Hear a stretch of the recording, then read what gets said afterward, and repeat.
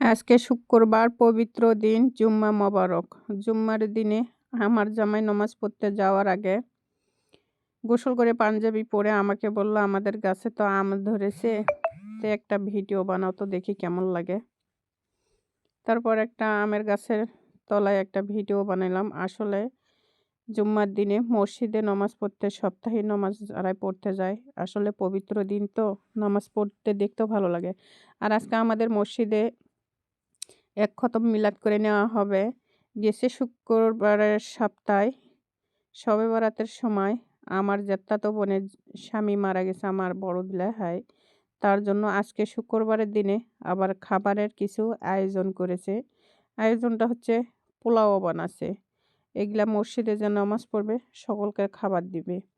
আর এখানে হচ্ছে আমি প্রবাসীর থেকে আসার পরে আবার আমের গাছ কিছু লাগাইছিলাম, 10-15টা গাছ লাগাইছিলাম।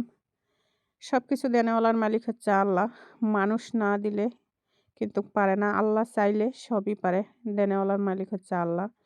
আমের যতটা গাছই লাগাইছি ততটা গাছে আমের মূল এসেছে, মানে আমের ফুল ফুটেছে। ইনশাআল্লাহ আমগুলা অবশ্যই হওয়ার লক্ষণ আছে। প্রত্যেকটা গাছই আমের ফুল ফুটেছে। পাশাপাশি শুধু আমের গাছ না, বিভিন্ন কিছুর গাছই আমার লাগানো আছে এখানে, আলহামদুলিল্লাহ।